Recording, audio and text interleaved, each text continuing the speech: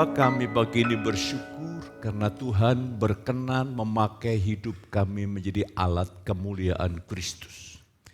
Tuhan berkenan memakai setiap kami menjadi alat untuk menyatakan keagungan-Mu, kebesaran-Mu, karya-Mu, dan kasih-Mu.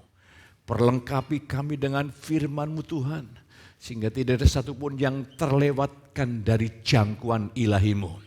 Sehingga seluruh umat-Mu bangkit dalam kuasa roh, kuasa firman-Mu, dan dipakai menjadi alat Kristus Tuhan. Demi nama Yesus kami berdoa, haleluya, amin. Saya silakan duduk kembali. Shalom, ya. Dan saya menyampaikan sebuah rahasia, bagaimana rahasia dipakai oleh Tuhan. Hal yang perlu saudara pahami, saudara tangkap, isi hati dan gelombang, getaran jantung Allah. Dia berkenan memakai setiap saudara. Tidak ada yang tidak. Pengalaman rohani saudara, apapun yang terjadi, situasi keadaan apapun, saudara mau dipakai oleh Tuhan. Mari kita akan lihat 1 Korintus 15 ayat 10. Kita akan lihat rahasianya, kita akan baca bersama-sama. 1 Korintus 15 ayat 10, 2, 3. Tetapi karena kasih karunia Allah, aku adalah sebagaimana aku ada sekarang. Dan kasih karunia yang dianugerahkannya kepadaku tidak sia-sia. Sebaliknya aku telah bekerja lebih keras daripada mereka semua. Tetapi bukannya aku, melainkan kasih karunia Allah yang menyertai aku. Ini sebuah pewahyuan, sebuah kejujuran, sebuah anugerah kabar baik. Sehingga Paulus bukan memiliki pribadi yang lebih daripada kita. Tapi dia berkata, aku dipakai luar biasa ini hanya karena kasih karunia. Dan kalau saudara mengalami kasih karunia atau bisa mengaktifkan kasih karunia itu bekerja di dalam saudara, saudara akan dipakai Tuhan secara luar biasa. Mari saya ingin ajak saudara melihat apa arti dipakai oleh Tuhan. Perlu saudara pahami, saudara mengerti pemahaman yang sangat sederhana. Dipakai Tuhan artinya Tuhan Yesus bekerja di dalam dan lewat hidup kita. Tidak ada sangkut pautnya dengan keakuan, kehebatanku, ya. Karena kehebatanku, kebaikanku, dan semua yang bersumber dari diriku, Alkitab menyatakan sudah tercemar oleh dosa. Maka hari ini kita akan lihat, karena yang bekerja adalah Tuhan, adalah roh Tuhan, semua pelayanan kita adalah hanya untuk mewujudkan kepentingan Kristus. Kepentingan diri sendiri sudah tersalib di atas kayu salib. Kristus ingin menyelamatkan, kita melihat ini tujuan Kristus yang sedang dikerjakan Kristus, prioritas Kristus. Yesus ingin menyelamatkan seluruh umat manusia yang berdosa. Kita harus menyerahkan diri kita, terlibat aktif untuk menjadi pembawa kabar baik. Dan sekarang ini Tuhan sedang membangun gerejanya, orang-orang percaya untuk makin segambar dengan Yesus. Jadi dua prioritas ini saudara libatkan di sini. Kalau saudara punya prioritas yang lain daripada dua hal ini, saudara tidak sedang dipakai Tuhan.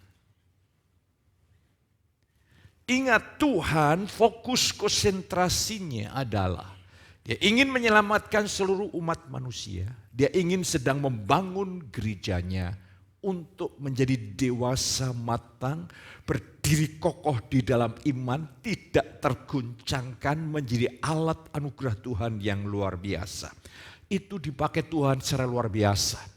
Jangan membayangkan dipakai Tuhan luar biasa, saudara khotbah di lapangan terbuka, ribuan orang datang. Iya, itu bagi orang-orang tertentu yang dipanggil di dalam kekhususan. Dipakai Tuhan secara luar biasa, jangan membayangkan sesuatu yang spektakuler mengagumkan orang. Dipakai Tuhan secara luar biasa itu dapat kau alami di tengah-tengah keluarga. Di tengah-tengah marketplace di kantor, tempat pergaulan, ya, tempat-tempat sosialisasi saudara, ya, tempat hubungan-hubungan sosial saudara. Kau bisa dipakai oleh Tuhan. Saudara menyatakan kemuliaan Tuhan. Saudara menyatakan keagungan Tuhan. Kemarin saya diberi kesempatan oleh Tuhan untuk hadir di daerah Colo. Ya, itu teman-teman hobi di amatir. Saya sering ketemu ngobrol lewat radio.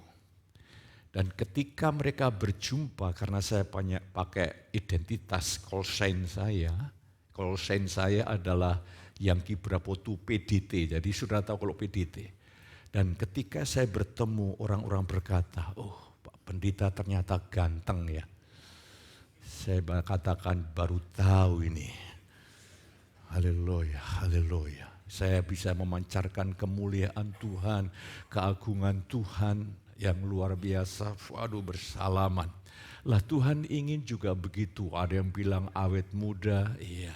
Ini semua karena berkat Tuhan, juga karena pinternya pendamping saya. Haleluya, haleluya. Jadi tidak lepas dari itu semuanya. Dan juga dukungan dari jemaat.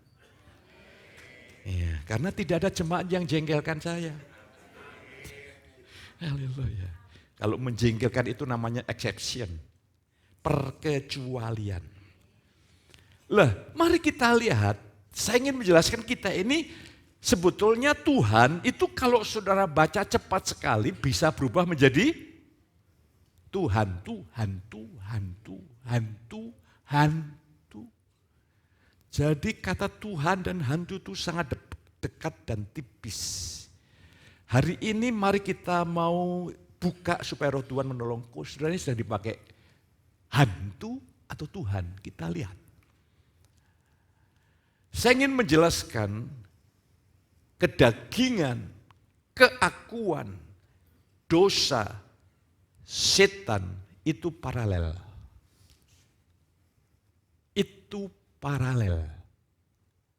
Jadi kalau saudara hidup di dalam keakuan, ya, mengandalkan diri, untuk kesenangan diri, pasti yang lain muncul, kedagingan muncul, dosa muncul, di balik itu setan bekerja.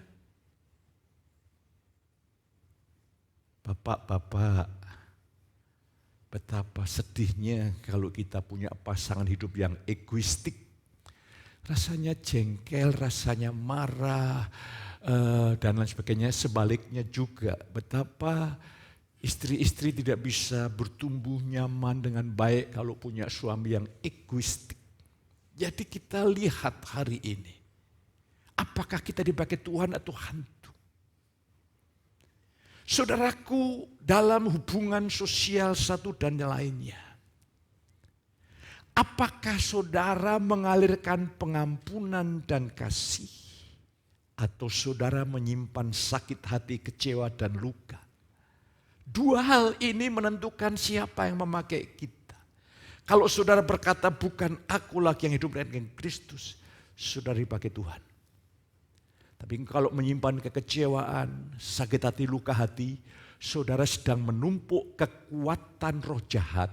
Nanti kalau momentum iblis ciptakan, ku bisa meledak tanpa uncontrol. Ya. Saya kemarin waktu ketemu ada, ya saya baru tahu itu, dia dari gereja tertentu, dia cerita banyak. Pendeta saya ini, pokoknya saya ini berserah total sama Tuhan. Saya kalau disakitin orang begitu, saya itu begini dalam hati saya. Ini dikirim Tuhan khotbah saya pendeta ini. Saya dengerin. Saya kalau disakiti orang, saya tidak mau terluka. Saya kan udah menyerah sama Tuhan. Saya serahkan Tuhan, terserah engkau Tuhan. Ini orang ini lebih hebat dari pendeta ini. Saya dengerin, saya perhatikan, oke. Jadi kita ini bisa mengajar orang lain, tapi juga bisa belajar. Ya. Dan saya mengkonsepkan diri saya adalah pelajar yang abadi, artinya terus-menerus. Pelajar abadi itu bukan kok kelas 3 SMP, terus di kelas 3 SMP. Bukan, tapi terus dalam proses belajar. Kita apakah sedang dipakai oleh Tuhan? Ketika saudara mendengar berita yang buruk dari orang lain, orang datang pada saudara memberitakan yang negatif kepada orang lain. Di situ ada godaan dan sekaligus pilihan. Engkau ingin dipakai oleh Tuhan atau engkau ingin dipakai oleh hantu. Ketika saudara meresponi dan bereaksi, menambah-nambahi, engkau sedang dipakai oleh hantu. Ketika hal ini, betapa saudara perlu merendahkan hati dan bergantung seperti ranting melekat pada pokok anggur. Supaya aliran anugerah itu mengalir. Ketika orang berjumpa dengan saudara, aroma apa yang engkau pancarkan? Aroma kemuliaan Tuhan, kata-kata ilahi, hikmat ilahi, atau sesuatu yang membangkitkan yang lain. Engkau sedang dipakai Tuhan atau hantu. Kita ini setiap saat diperhadapkan kesempatan. Saya berdoa supaya hari ini saudara dipakai Tuhan.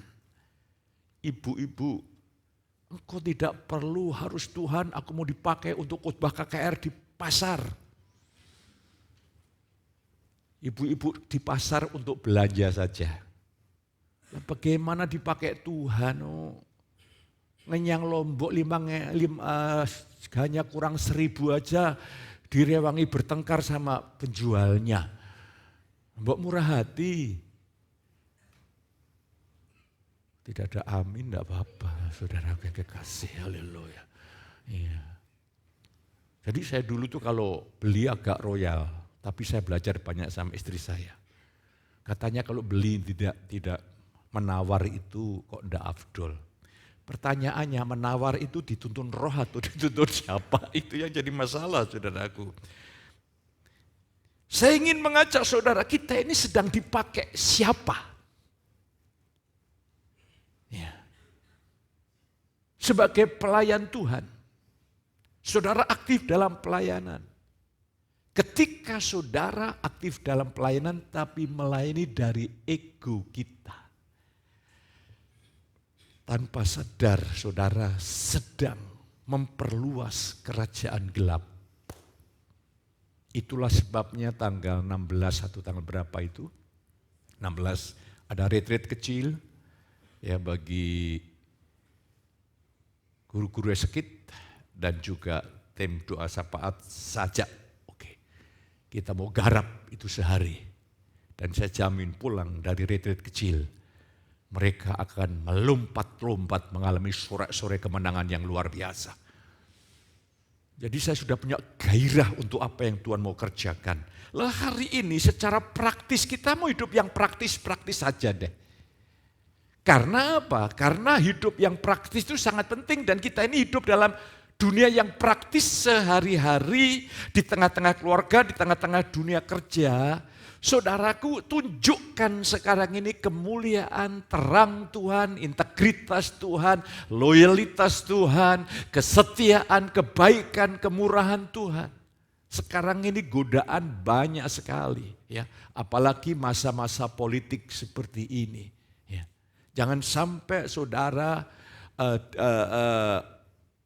sampai kehilangan anugerah ketika saudara membenci calon A dan mengasihi calon B. Engkau dipanggil untuk mendoakan Tuhan, manusia bisa meraka-raka tapi keputusan terakhir datang dari Tuhan.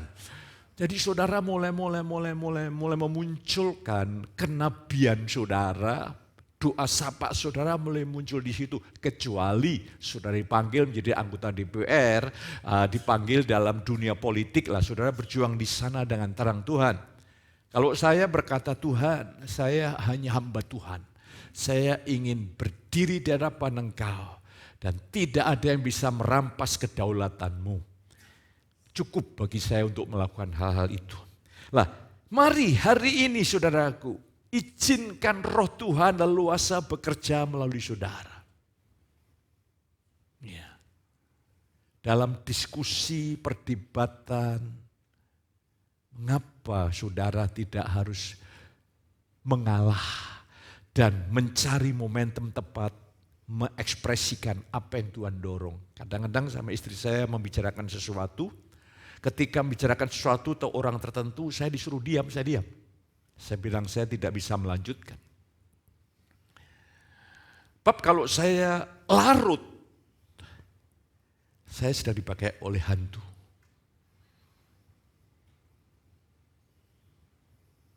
Betapa saudara perlu dibimbing oleh roh, dipimpin oleh roh, perlu rendah hati, sampai istrimu, jangan bapak-bapak, saudara tahu doa istrimu dijawab Tuhan loh. Dengan air mata, karena air mata seorang istri disimpan di kirbat Tuhan, itu Alkitab tambahan saya. Tuhan, kok begini Tuhan? Suamiku egoistik, jengkelan, gampang marah, pelit, semua komplit itu. Tuhan, rasanya judek aku Tuhan. Orang begini mau melayani, begitu mau melayani, judek. Mau khotbah sekolah minggu bahwa Allah itu luar biasa, langsung iblis menyerang. Judek. Firman terhenti. Hari ini harus dibereskan semuanya. Sumber permasalahanmu dan permasalahanku itu di mana toh? Bukan pasangan kita. Sumber permasalahanmu bukan ekonomimu. No. Sumber permasalahanmu bukan situasi di kantor, situasi kondisi yang kau hadapi. Masalahmu ya adalah akumu itu loh. Kalau engkau hidup dengan aku, kecewa, sakit, luka hati, aku ini sudah tercemar, aku ini egoistik, menyukakan diri sendiri, mencari kepuasan diri sendiri, pasti menimbulkan konflik. Karena di mana ada iri hati dan perselisihan, udah kamu ini hidup secara manusiawi, daging dan duniawi, egoistik. Makanya hari ini hormati Yesus, egomu sudah disalib. Mari saya ingin ajak saudara untuk melihat, itulah rahasia arti dipakai Tuhan. Rasul Paulus menjelaskan bahwa dia dipakai Tuhan hanya oleh karena kedaulatan dan kasih karunia-Nya. Kadang-kadang saya bingung ya, Tuhan itu punya cara berpikir jauh lebih pada kita. Kalau menurut saya lebih cocok ya Paulus itu dipakai Tuhan untuk orang Yahudi. Karena dia background-nya memang mumpunilah begitu. Tapi tidak dipakai Tuhan untuk seluruh orang-orang di dunia. Tapi khusus untuk orang Yahudi Tuhan pakai Rasul Petrus yang notabene dengan catatan dia bukan seorang teolog yang cukup mumpuni. Itulah kedaulatan Tuhan. Mari saudaraku, saya bersyukur saya tidak perlu harus punya ambisi daging. Saya hanya ingin Tuhan, aku ingin kau pakai seperti yang kau rencanakan deh.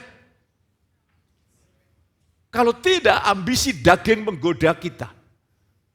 Pengen terkenal, pengen ini. Jangan. Hari ini saudara, kalau kita sudah pengen terkenal, pengen dipuji, ini sudah ego lagi. Kita tidak sedang dipakai Tuhan. Kita sudah main-main di situ. Area kegelapan sudah mulai mencoba menggodai kita. Nah, hari ini Rasul Paulus berkata dia dipakai Tuhan itu karena anugerah Tuhan.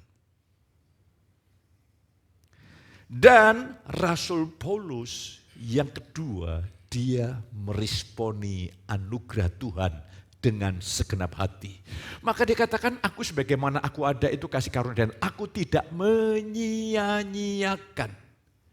Berarti ada orang Kristen yang meresponi anugerah Tuhan, ada yang menyia-nyiakan anugerah Tuhan. Kalau saudara dengar firman, Hanya kau dengar sekali untuk kau lupakan. Engkau sedang menyia-nyiakan anugerah Tuhan. Di dalam firman itu kalau sudah tahu, itu adalah hidup dan berkuasa. Dan saya menaruh sebuah keyakinan, saya menikmati perhentian sejati hati saya hanya di dalam firman. Di luar firman saya tidak mau ada perhentian sedikit pun. Jadi ketika Tuhan berfirman, firman Tuhan mewakili karakternya, mewakili dirinya. Yes, pasti luar biasa. Perasaan saya tidak mendukung, tidak peduli. Itulah iman. Lah, hari ini saya ingin mengajak saudara. Rasul Paulus menjelaskan bahwa ia dipakai Tuhan karena kasih karunia, tapi tidak boleh berhenti di situ, kita menjadi pasif. Yang kedua, karena dia meresponi. Kalau hanya salah satu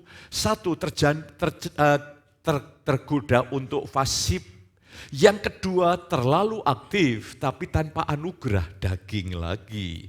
Lah terus selanjutnya saya ingin ajak saudaraku, berdasarkan kasih karunia Rasul Paulus, kita mengerti backgroundnya yang bernama Saulus. Dia karena konsep Yudaismenya, pemahaman tentang Mesias itu adalah tokoh politik yang bisa melepaskan mereka konteks pada waktu itu dari penjajahan Romawi. Dan itu mempengaruhi, apalagi Paulus ini seorang Farisi, seorang yang memang di kelompok para sarjana-sarjana yang betul-betul mendalami ajaran-ajaran janji-janji tentang Mesias. Dia paham total. Lah inilah pemahaman itulah yang menggerakkan Paulus menjadi penganiaya jemaat Tuhan yang hebat. Ya. Dengan menyala-nyala penuh gairah, penuh kemarahan ingin menganiaya orang-orang Kristen.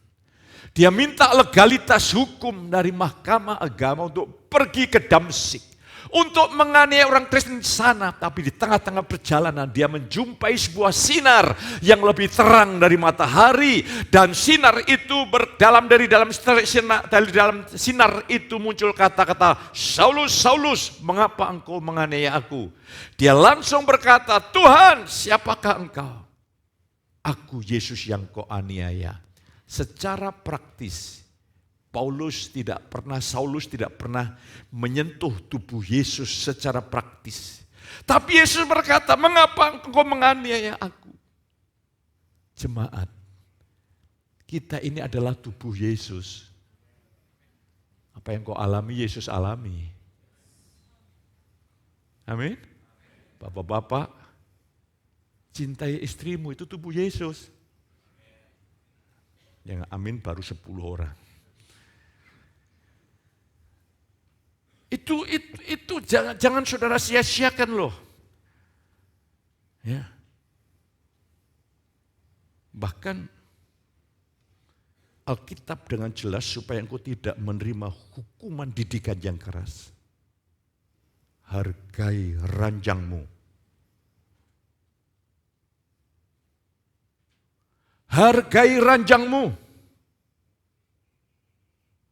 dengan kekudusan ilahi. Mari kita akan lihat di sini. Rasul Paulus, dia bukan backgroundnya orang yang hebat. Dia penganiaya hebat, iya. Tapi bisa dipakai Tuhan. Berarti ada harapan bagi saudara dan saya. Tuhan akan memakai para bapak-bapak, Tuhan memakai para ibu-ibu, para orang tua. Jangan sakiti anakmu. Seringkali emosi anak itu dirangsang oleh kedagingan, keegoisan orang tua. Alkitab berkata, jangan sakiti hati anak-anakmu. Berarti Tuhan ingin para orang tua jadilah orang yang dewasa. Kau bisa pengayom secara spiritual rohani untuk anak-anakmu. Terkhusus para pria. Karena saudara akan mewariskan nilai-nilai, mewariskan iman, mewariskan kekayaan rohani, mewariskan panggilan Tuhan kepada keturunan kita. Lah saya ingin mengajak, mari kita bersyukur. Hari ini Tuhan berkenan memakai setiap saudara, katakan amin. Katakan sebelahmu, Tuhan mau memakai hidupmu.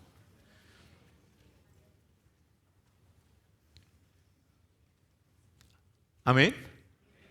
Jadi dipakai Tuhan jangan berpikir yang besar-besar. Dari yang kecil saudara setia, Tuhan naikkan lagi kepercayaannya, Tuhan naikkan percaya lagi, naikkan percaya lagi. Semua itu berjalan dengan step demi step. Karena lebih baik daripada saudara diangkat terlalu cepat, tapi karakter belum menunjang, hancur saudaraku. Ya. Semua dari tahap demi tahap tidak ada masalah, oke lah, oke. Tapi kau didapati teguh dalam iman. Loh, orang yang kaya mendadak itu dipelajari di Amerika, orang yang dapat lotre mendadak miliaran itu. Tidak berapa lama hidupnya lebih miskin daripada sebelumnya. Rusak, kacau. Kalau engkau diberkati Tuhan, engkau punya uang yang banyak, bagus, tapi keluargamu bahagia. Amin? Ya, gitu. Anak-anakmu bahagia. Lah hari ini, mari puji Tuhan, Tuhan berkenan. Yang kedua, rahasianya adalah Paulus meresponi anugerah Tuhan. Tidak menyia-nyiakan anugerah Tuhan. Berarti ada dua respon yang umat Allah bisa berikan kepada Allah. Yang pertama adalah meresponi dengan segenap hati. Yang kedua, menyia-nyiakan anugerah dan karya Tuhan. Mari saya ingin tunjukkan supaya saudara bisa memahami saudara yang kasih. Kita lihat Rasul Paulus menyebutkan bahwa ia tidak menyia-nyiakan kasih karunia-Nya. Sebaliknya ia meresponi dengan segenap hati. Katakan bersama saya, meresponi. Iya, kita buka. Mari responnya seperti apa? 2 Korintus 4 ayat 10 berkata seperti ini. Kita baca 2-3. Kami senantiasa membawa kematian Yesus di dalam tubuh kami, supaya kehidupan Yesus juga menjadi nyata di dalam tubuh kami. Katakan amin. Paulus sedang memiliki gaya hidup surgawi, yaitu menyangkal diri memikul salib. Menyangkal diri itu sumber kebahagiaan, karena diri ini udah rusak, udah tidak ada harapan sama sekali. Tuhan salib. Kalau saudara hidup dengan keakuan kita, engkau sedang tidak menghormati karya salib Yesus. Tuhan lihat ini, aku ini sumber malapetaka, sumber dosa, sumber kutuk, disalib. Tapi saudara berkata, tidak mau Tuhan, aku mau pakai hidupku sehari-hari. Bayangkan saudara yang kasih, engkau tidak menghormati karya Tuhan yang mati atas kayu salib. Rasul Paulus memiliki gaya hidup kerajaan Allah, itu bukti orang yang meresponi Tuhan. Kita tidak mengandalkan kepintaran kita, kesanggupan kita, pendapat kita, ide kita. Kita mengandalkan Tuhan dan Roh-Nya. Kita mengandalkan firman yang diwahyukan. Mari, ini rahasia dipakai Tuhan secara luar biasa adalah responi anugerah Tuhan. Dan meresponi anugerah Tuhan diawali bagaimana saudara meresponi firman. Kalau saudara para pelayan-pelayan Tuhan tidak datang ke gereja karena sesuatu atau jadwalnya sama dengan ibadah, saudara harus dengerin lagi di YouTube. Karena saudara yang ikut care group, saudara harus ada bahan di dalamnya. Bab tanpa firman tidak ada iman. Dan kalau orang Kristen tidak ada iman, kurang iman, engkau tergoda menolong Tuhan. Dan ketika saudara menolong Tuhan, bukan Ishak yang dilahirkan. Masalah yang dilahirkan. Masalah yang lebih besar yang dilahirkan. Itulah sebabnya hari ini bersyukurlah untuk anugerah Allah yang bernama Care Group.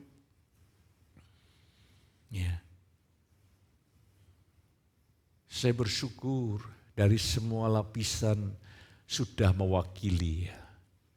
Kemarin yang terakhir saya dapat informasi dari kelompoknya Tante Oni, ada Pak Hengki, ada Pak Hartono. Jadi semua lapisan sudah ada di dalamnya. Ini saudaraku, saudara pikir ini normal, ini luar biasa. Kita ini sedang ada dalam peperangan yang hebat loh. Jadi kalau saudara, ini anugerah yang luar biasa. Saya ingin dorong mari seluruh jemaat. Supaya iman saudara itu kokoh, iman saudara kuat. Iman itu sama dengan sebetulnya indera rohani, itu kekuatan rohani. Saudaraku, kalau rohanimu tidak kuat, engkau gampang dikuasai oleh kedagingan. Kalau manusia barumu imannya kuat, engkau bisa menolak kedagingan di dalam kuasa rohnya. Lah hari ini Paulus berkata, aku senantiasa membawa kematian Yesus di dalam tubuhku supaya hidup Yesus menjadi nyata. Saya mau kasih tahu yang menghalangi roh Tuhan mengalir di dalam lewat hidup saudara tidak dari luar. Itu namanya egoistik, kedagingan. Itulah sumber yang menyumbat semua aliran Tuhan berhenti. Kalau aliran Tuhan berhenti, yang mengalir pasti adalah daging. Dan kalau daging itu hasilnya daging.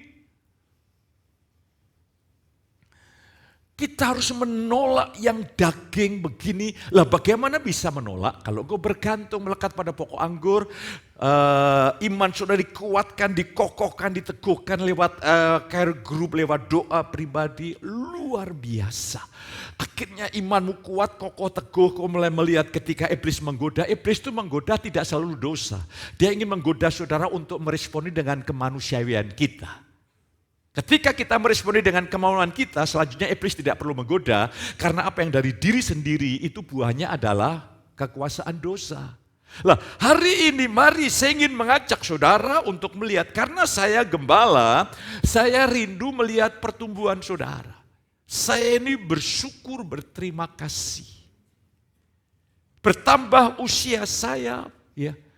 Itu kalau pendeta bertambah usia itu kadang-kadang hobinya terus ngumpulin duit, hobi ini, hobi itu. Tapi Tuhan berikan pada saya kasih karunia yang buat saya anugerah untuk bertumbuh. Bahkan saya kalau dialog dengan Tuhan begini, Tuhan Yesus, Engkau adalah hayatku. Hanya Engkau yang buat aku nanti tidak malu kalau ketemu Tuhan di dalam kekekalan. Sehingga aku rindu, saya bicara sama Tuhan, aku rindu nanti di sana Tuhan bisa mengucapkan hambaku yang setia. Itu hanya Tuhan yang bisa. Itu hanya kesanggupan Tuhan yang buat saya. Sehingga saya tidak malu. Karena saya sadar, saya ini makhluk kekal. Orang lupa kekekalan, yang hidup pun yang penting sehari-hari. Nah, ketika mata rohani sudah dibuka, yang sementara ini adalah dipersiapkan untuk sesuatu yang nilainya kekal. Jadi saudara tahu persis bahwa hidup yang sementara dengan kekekalan itu sangat tipis sekali. Begitu saudara meninggal, langsung saudara masuk dalam kesadaran kekekalan. Lah sekarang ini dunia menipu kita sehingga kita lebih sadar yang sementara. Hari ini saya ingin mengajak saudara. Roh Tuhan itu kalau bekerja luar biasa. Dahsyat. Ajaib. Saya kemarin di bel minta didoakan. Saya rasanya resah, rasa gelisah, rasa kayak khawatir. Di dalam roh saya berbicara Tuhan. Kalau saudara hidup bukan untuk Kristus, hidup hanya mengandalkan diri untuk diri sendiri, kalau engkau tidak khawatir itu malah aneh. Kalau engkau tidak resah itu aneh. Karena buah ego itu buah yang rusak semuanya. Damai itu hanya didapatkan ketika kau dengan rendah hati menyerahkan hidupmu bergantung seperti ranting melekat pada pokok anggur. Bahkan bisa-bisa orang minta doa pendeta itu seperti opium, ganja, narkotika. Jadi kayak dikasih ces sebentar, happy. Tapi happy itu tidak membawa perubahan hidup untuk hidup bagi Kristus. Lah kan sama dengan saya jadi opium. Ya. Kalau tidak, saya menjadi penghibur. Saya menjadi pembina, pendidik rohani. Mungkin karena belum tahu, nanti kalau sudah tiba saatnya saya ingin ajar. Mengapa orang Kristen khawatir terus ya? Karena hidupnya bukan untuk Tuhan, untuk yang sementara ini. Ini kan salah fokus. Ya kok kekhawatiran itu menjadi sesuatu yang natural. Tapi kalau kau hidup untuk Tuhan, itu bukan artinya hartamu kau serahkan sama Tuhan. Bukan, tapi hatimu itu melekat sama Tuhan, rindu memahami firman, engkau ikut care group, baru engkau mengalami perubahan hidup. Kalau tidak, engkau hidup 30 tahun ke depan penuh dengan kekhawatiran, keresahan, dan kegelisahan. Tapi kalau saudara merendahkan hati dan hidup bertumbuh, kau akan 30 tahun ke depan, bukan hanya engkau, banyak orang diberkati Tuhan lewat hidup saudara. Aku senantiasa membawa kematian Yesus di dalam tubuhku. Waduh. Kasih karunia bisa bekerja sedemikian rupa membuat Paulus mempunyai sebuah keinginan yang kuat yang muncul bukan dari dirinya, dari pekerjaan kasih karunia. Saya terus doa-doa ketika saya berdoa, Tuhan, biarlah kasih karunia membuat hatiku ini bulat, penuh, total mengasihi-Mu Tuhan. Buatlah hatiku ini total mengasihi, mencintai Engkau Tuhan. Buatlah hatiku ini tidak suka akan dosa, tapi suka akan kebenaran.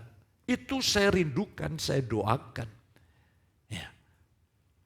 Saya ingin hari ini saudaraku, banyak anak Tuhan menerima Yesus sebagai Tuhan hanya ingin dilepaskan dari hukuman neraka. Yes, itu luar biasa. Tapi engkau tidak pernah rindu untuk dilepaskan dari keakuan kita yang sudah tercemar hebat oleh dosa.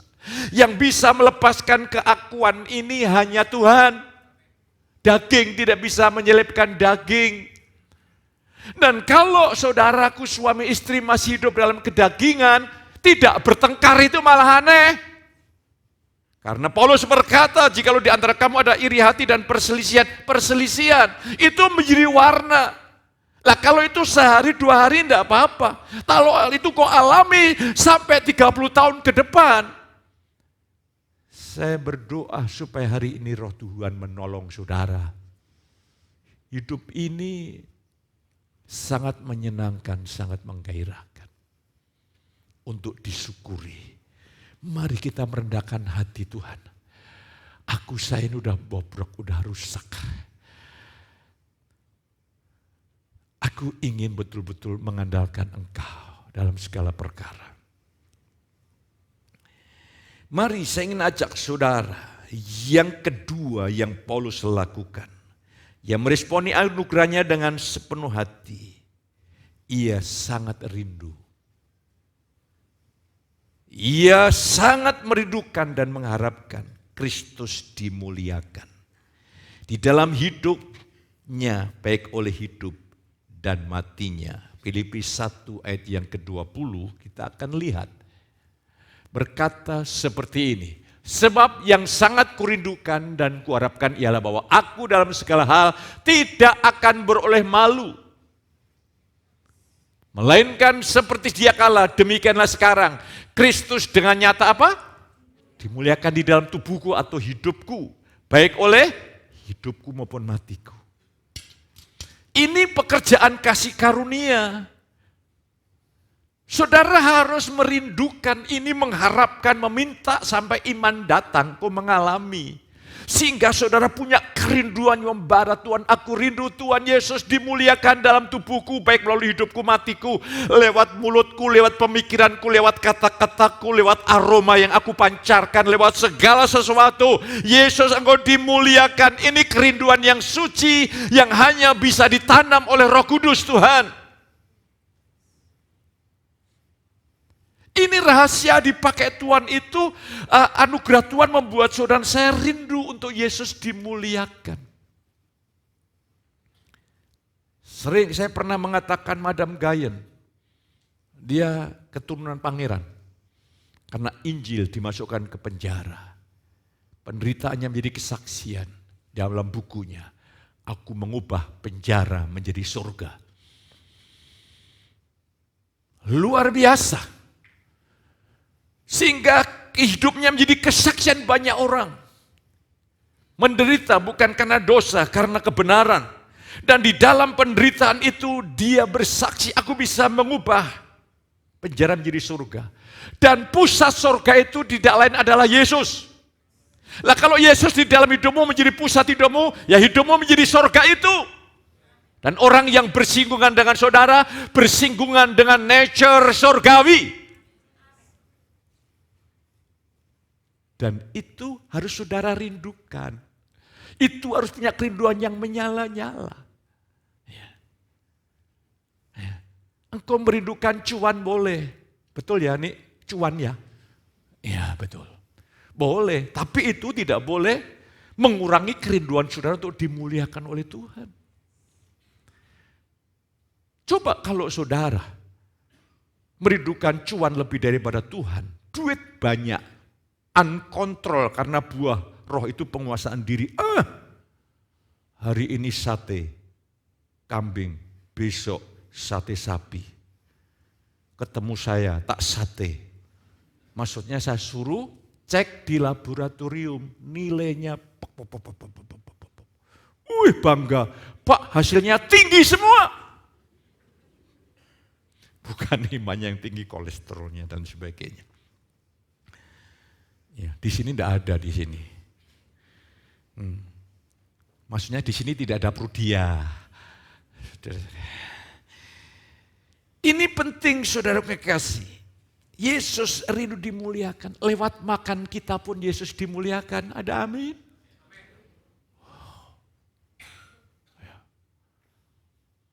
Orang melihat ini buah orang yang menguasai diri. Saya sudah menang satu. Saya dulu kalau melihat kacang dan emping, itu musuhnya Yesus. Karena saya lebih tertarik kacang sama emping daripada Yesus. Dan akhirnya saya dapat pembelajaran. Begitu saya berkata, tidak. Tidak 2 kali. Tidak 3 kali. Yang keempat, secara natural, saya sudah tidak tertarik lagi. Dengan dosa juga begitu. Tidak sekali. Yang kedua lagi, tidak. Yang ketiga, tidak. Yang keempat, natural. Engkau sudah dari dalam hatimu tidak menginginkan lagi. Diteguhkan. Yang kedua, sesuatu yang tidak menarik, itu tidak menggoda saudara. Saudara duduk, terus ada tikus celurut. Apakah jantungmu bergetar? Enggak tahu. Kurang ajar, pergi. Sudah selesai. Karena memang tidak ada connect. Hatimu hari ini dimiliki oleh Yesus saja. Haleluya. Merdeka. Jadi mari saya ingin mengajak saudara. Poin ini penting. Poin Paulus menginginkan Kristus dimuliakan dalam segala aspek hidup kita. Kita lihat saudara kekasih, ayat selanjutnya 1 Korintus 6 ayat 20. Sebab kamu telah dibeli dan harganya telah lunas dibayar. Karena itu muliakan Allah dengan tubuhmu dan hidupmu. Ini kalau saudara tahu kodrat saudara ini suci, ilahi, hamba kebenaran, harusnya ini natural. Dan itu bisa terjadi kalau saudara bergantung Tuhan. Selanjutnya, Paulus meresponi anugerah Tuhan dengan sepenuh hati. Ini yang seringkali jarang mau. Ia rela membayar harga dengan segenap hatinya. Ya, Paulus tahu bahwa ia dipanggil untuk sebuah tugas dari Tuhan Yesus. Untuk melakukan tugas tersebut, ia rela membayar dengan segenap hatinya. Kita lihat Kisah Rasul 20 ayat 24. Ini rahasianya. Tetapi aku tidak menghiraukan apa? Nyawaku. Asal aku dapat menyelesaikan tugas. Jadi Paulus membahasakan dengan bahasa manusia, pelayanan itu tugas yang dari Tuhan. Tugas saya hanya satu, mendewasakan jemaat. Ya.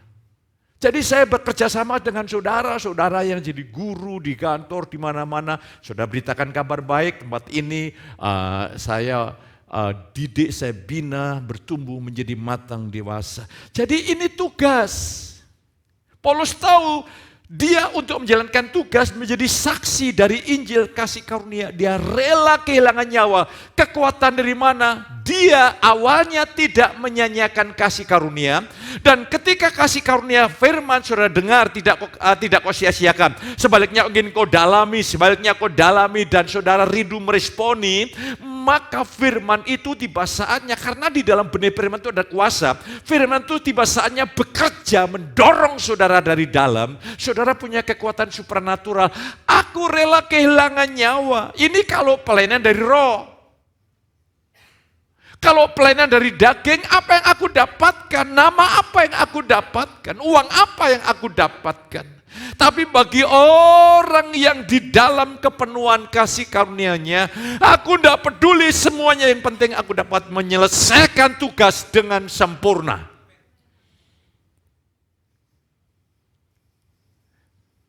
Apakah Tuhan ingin membawa kita ya sampai level ini? Mari hari ini kita memberitakan Injil bukan ke dunia sana. Bapak-bapak, beritakan Injil kepada istrimu. Injil adalah kabar baik. Aku memberitakan Injil lewat kata-kata verbal dan lewat kehidupan. Haleluya. Sehingga istrimu malam-malam tanpa sepengetahuan sudah berdoa, oh Tuhan, aku bersyukur Engkau bisa mengubah suamiku. Haleluya. Sekarang suamiku hangat. Bukan hangat oleh karena asap rokok. Tapi hangat oleh karena kasih Tuhan. Oh, terima kasih Tuhan.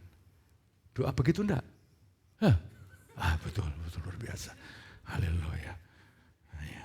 Saya bersyukur, saya berterima kasih. Itu anugerah Tuhan semata-mata. Sehingga tidak ada untuk kebanggaan, kemuliaan diri. Saya ingin mengajak, mari rela membayar harganya. Pendoa-pendoa syafaat, rela. Pelayanan yang teragung, terbesar, termulia, yang area pelayanan kita di hadirat Allah itu pendoa syafaat. Itu ada di dalam dewan ilahi itu. Ya, itu ada dalam kemuliaan hadirat Tuhan, itu lapangan area pelayanan kita itu sangat luar biasa. Makanya para pendoa syafaat, Tuhan memberikan kepadamu kekuatan ekstra ilahi. Sehingga saudara menjadi pendoa syafaat setiap pagi, juga di rumah ketika Tuhan bangunkan tengah malam berdoa syafaat. Iya. Mari hari ini rela membayar harga. Banyak anak-anak Tuhan tidak rela membayar harganya. Allah istilah dunia mengatakan cari uang, siang jadi malam, malam jadi siang. Kepala jadi ya, kepala jadi kaki, kaki jadi kepala. Tapi mari tidak gigih untuk Tuhan, karena ini untuk Tuhan itu hanya pekerjaan kasih karunia. Kalau natural kita memang daging ya, begitulah. Tapi kita butuh anugerah hari ini, anugerah Tuhan akan dicurahkan dalam hidup saudara. Allah sangat berkehendak yang terakhir. Memakai kita menjadi alat kepanjangan tangannya. Marilah kita meneladani Paulus dengan meresponi panggilannya dengan segenap hati untuk menggenapi tujuan Kristus. Kristus ingin menyelamatkan dunia, jadilah pemberita kabar baik. Katakan amin. Kristus itu berkepentingan untuk mendewasakan jemaat. Jadi jangan ada satupun jemaat di sini penyebar gosip yang mencoba untuk mengganggu pertumbuhan rohani engkau berhadapan dengan Tuhan. Saya bersyukur di sini tidak ada. Hati-hati. Karena Allah Yesus sedang berkepentingan membangun gereja untuk bertumbuh seperti Kristus. Libatkan dirimu dalam pelayanan. Libatkan dirimu dalam kebun anggur Bapa. Sesuaikan dengan tujuan Tuhan. Ingin bangun saudara dalam care group, saling menguatkan, saling meneguhkan. Dan kalau saudara punya misi, ya, punya misi untuk mendatangi jemaat yang lain, punya tujuan yang jelas. Minta ampun deh, karena saya pengembalaan, saya sunat. Ya, mesti saya sunat. Dan kalau mau bertobat, saya sedang melakukan pekerjaan yang besar. Saya sedang menyelamatkan arah hidup jiwamu. Dan bukan hanya saudara. Dan kalau engkau dibangkitkan, berapa banyak orang yang dibangkitkan lewat hidup saudara. Ini saya sedang dipakai Tuhan luar biasa. Haleluya. Dan sistem saya begini.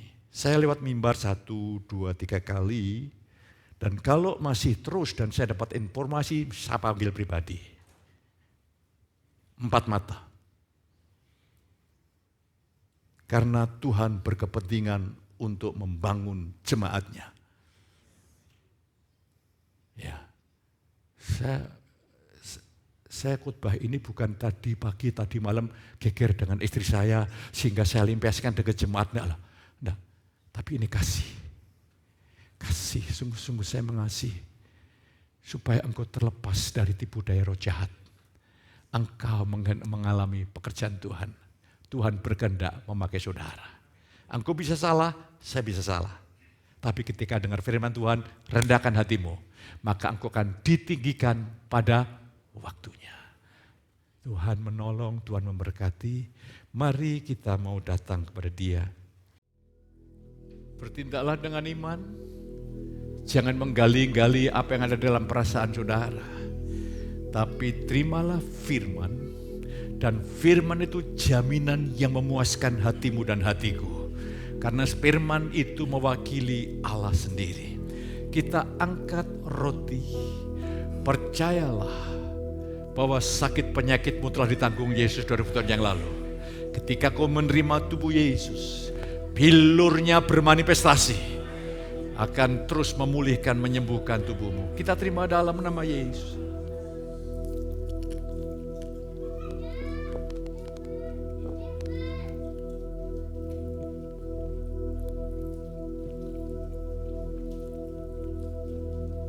Gue bisa mengangkat cawan.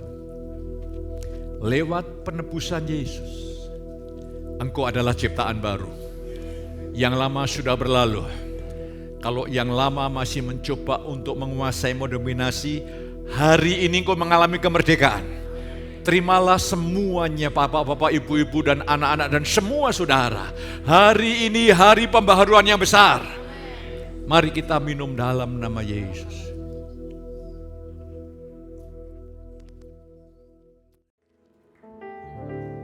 Apa yang Yesus punya, saudara punya, dalam segala kelimpahan.